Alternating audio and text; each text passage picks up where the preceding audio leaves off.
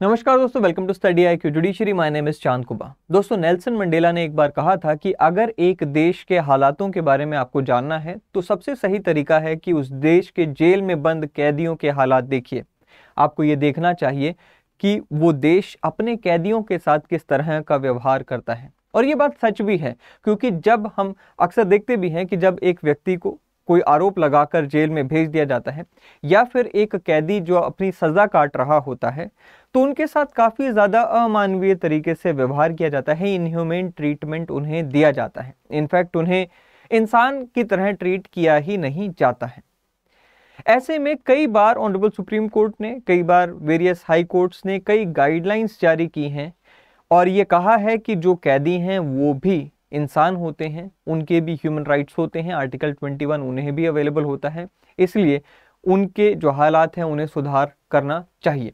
साथ ही में यहाँ पर हमें देखने को मिलता है कि मिनिस्ट्री ऑफ होम अफेयर्स की तरफ से भी मैनुअल आ चुके हैं जो कि ये तय करते हैं कि किस तरह से प्रिजनर्स के साथ बिहेव किया जाना चाहिए। कानून इस पर आ चुका है और वेरियस स्टेट्स के रूल्स भी इस पूरे मुद्दे पर आ चुके हैं। बट स्टिल आज की डेट में भी दशा सुधरी नहीं है और इसी कॉन्टेक्स्ट में आज हम बात करेंगे रीसेंट जजमेंट की, जो कि मद्रास हाई कोर्ट की तरफ से हमें देखने को मिलती है। एक नया कंसेप्ट उसमें हम यहाँ पे समझेंगे कि विजिटेशन का क्या कंसेप्ट होता है और साथ ही में जानेंगे कि ऑनरेबल मद्रास हाई कोर्ट ने अपनी इस जजमेंट में क्या क्या गाइडलाइंस दी हैं। चलिए शुरुआत करते हैं आज के अपने इस इशू से। दोस्तों, सबसे पहले मैं आपको बताना चाहूँगा कि अगर आप किसी भी स्टेट जुडिशियल एग्जामिनेशन की तैयारी कर रहे हैं तो आप स्टडी IQ जुडिशरी के इन स्मार्ट कोर्सेज का लाभ उठा सकते हैं।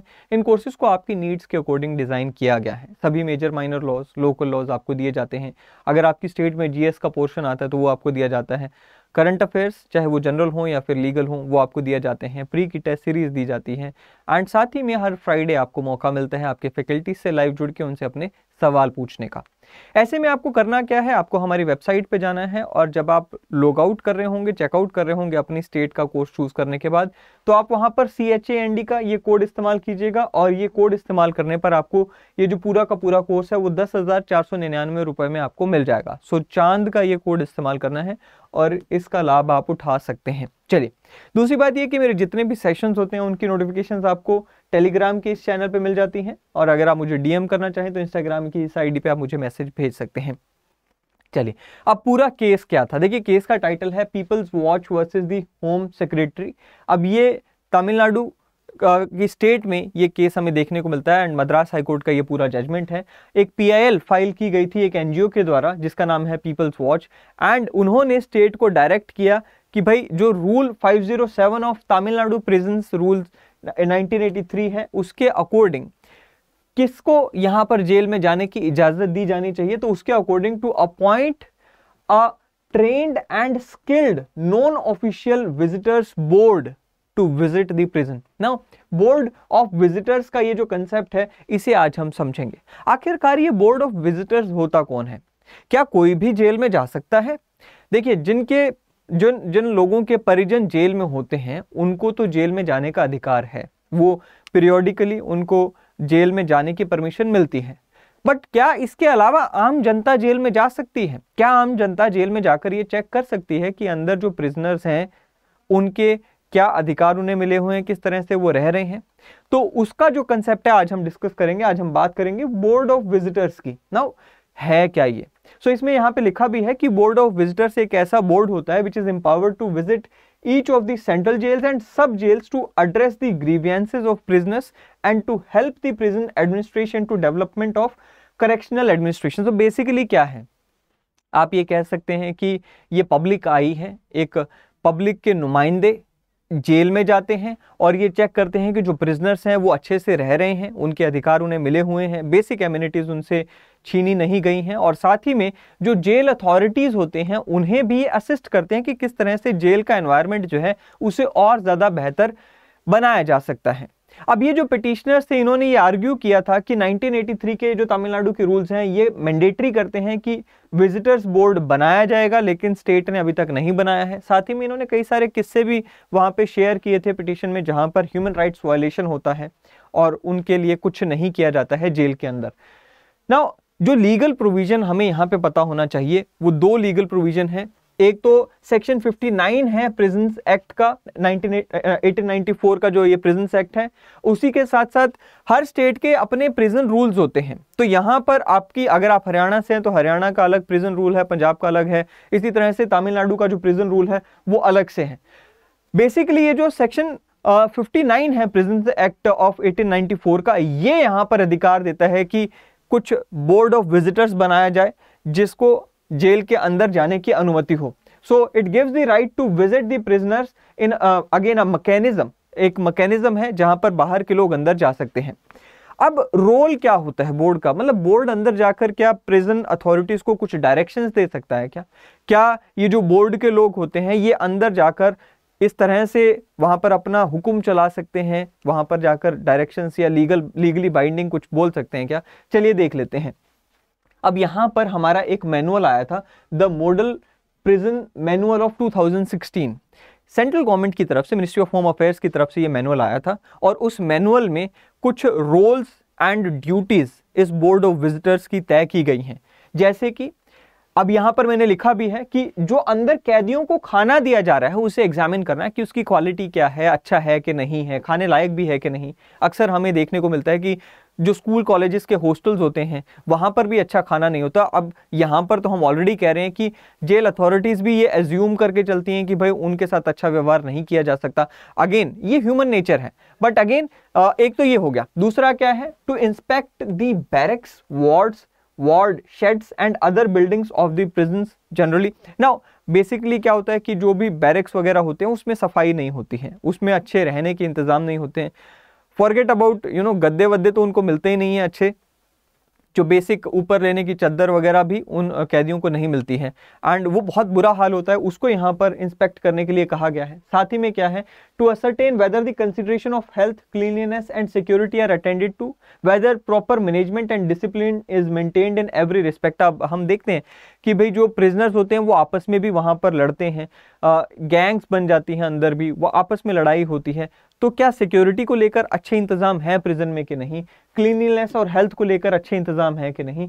Examine prison register and records, जो वहां पर जेल के रजिस्टर होते हैं, प्रिजन्स के जो रजिस्टर होते हैं उन्हें एग्जामिन करना। एक्सेप्ट द सीक्रेट रिकॉर्ड्स, या फिर अकाउंट्स के जो रिकॉर्ड्स होते हैं उन्हें एग्जामिन करने की इजाजत इस बोर्ड को नहीं होती है। और साथ ही में जो प्रिजनर्स की तरफ से शिकायतें आती हैं, रिप्रेजेंटेशंस आती हैं, उन्हें सुनना।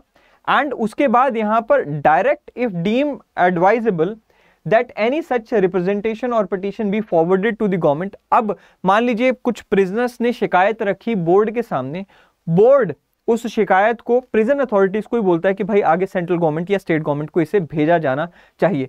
Suggest new avenues for improvement in the correctional work. अब इसके बाद करेक्शनल वर्क, अगेन हम सब देखते हैं कि प्रिजनर में जो प्रिजनर्स होते हैं जो प्रिजन में, उनको खाली बैठने नहीं दिया जाता है, उनसे काम लिया जाता है, खास करके वो लोग जो सजा काट रहे होते हैं।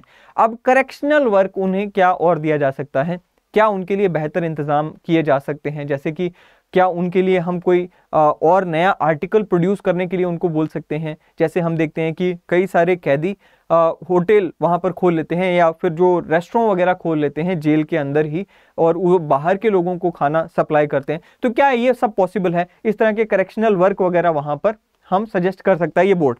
ये बोर्ड काफी इंपॉर्टेंट है, कई सारी जजमेंट्स में भी ऑनरेबल सुप्रीम कोर्ट इस बोर्ड के बारे में चर्चा कर चुके हैं। जैसे कि राम मूर्ति वर्सेस स्टेट ऑफ कर्नाटका का ये केस था, सुप्रीम कोर्ट ने यहां पर कहा था that to know the real picture of the prisoners and prison administration the jail visit must be done after giving the shortest notice.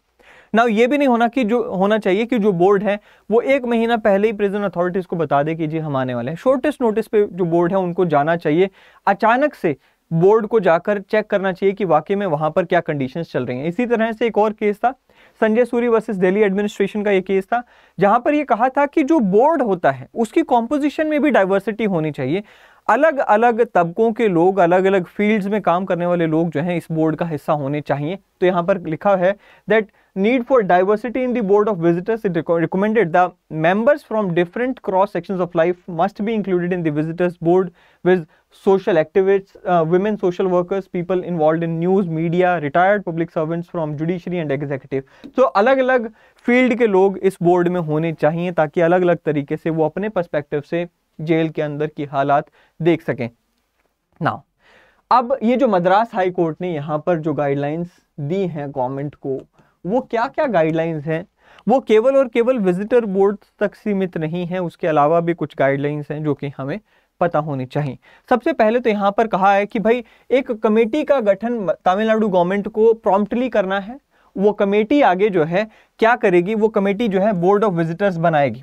जैसे ही एक बोर्ड ऑफ विजिटर्स की टर्म खत्म होने वाली होती है, फटाफट से उस कमेटी का काम होना चाहिए कि दूसरा जो बोर्ड ऑफ विजिटर्स है उसे कंपोज करे, उसे अपॉइंट नॉमिनेट करे। उसके बाद क्या है कि तुरंत प्रभाव से जो बोर्ड ऑफ विजिटर्स तमिलनाडु में होना चाहिए था उसे बनाया जाना चाहिए for all the prisons who could periodically review and advise the prison authorities on various facilities and training. So ये हम देख चुके हैं। उसके बाद ये भी कहा गया है कि जो मीटिंग्स होती हैं इन बोर्ड ऑफ विजिटर्स की, उन मीटिंग्स की क्या क्या डिटेल्स हैं, क्या क्या बातचीत हुई, उसका यहाँ पर रिकॉर्ड बनाया जाना चाहिए और उसे भी अपलोड किया जाना चाहिए वेबसाइट्स पे, district prison wise. So basically सरकारी वेबसाइट पे उसे भी अपलोड करने की रिक्वायरमेंट है। उसके बाद है कि जो प्रिजन एक्ट ऑफ 1894 है और तमिलनाडु प्रिजन रूल्स ऑफ 1983 हैं, इन्हें अमेंड करके जो हमारा मॉडल प्रिजन मैनुअल 2016 जो कि सेंट्रल गवर्नमेंट का मॉडल मैनुअल है, उसके तर्ज पर इन्हें जो है अप टू डेट बनाया जाना चाहिए। साथ ही में United Nations standard minimum rules for the treatment of prisoners, जिसे नेल्सन मंडेला रूल्स भी कहा जाता है, ये बहुत ही अच्छे तरीके से तैयार किए गए रूल्स हैं। इंटरनेशनल लेवल पर रूल्स है, रिकमेंडेटरी रूल्स हैं। और जो हमारे personal laws, personal in the sense कि जो हमारे स्टेट के लॉज हैं और जो हमारे तमिलनाडु के रूल्स हैं, उन्हें भी इनकी तर्ज पर अपडेट किया जाना चाहिए। चलिए, इसके साथ ही एक और यहाँ पर जो गाइडलाइन है, that is to take appropriate measures to reduce the overcrowding of prisoners in the prisons. So ये हम सब देखते हैं कि जो प्रिजनर्स हैं वो बहुत ज़्यादा हो चुके हैं। जो प्रिजन्स की जो कैपेसिटी है उससे कई गुना ज़्यादा यहाँ पर हमें प्रिजनर्स देखने को मिलते हैं। साथ ही में क्या है, to prepare a prisoners right handbook. अब ये बहुत इंपॉर्टेंट है, क्योंकि आप अपने अधिकारों को जब तक जानेंगे नहीं तब तक उनके लिए आप डिमांड नहीं कर सकते हैं। सो प्रिजनर्स राइट हैंडबुक यहाँ पर बनाई जानी चाहिए, अलग अलग भाषाओं में बनाई जाए और वहाँ पर प्रिजनर्स को ये पता होने चाहिए कि उनके अधिकार क्या क्या हैं।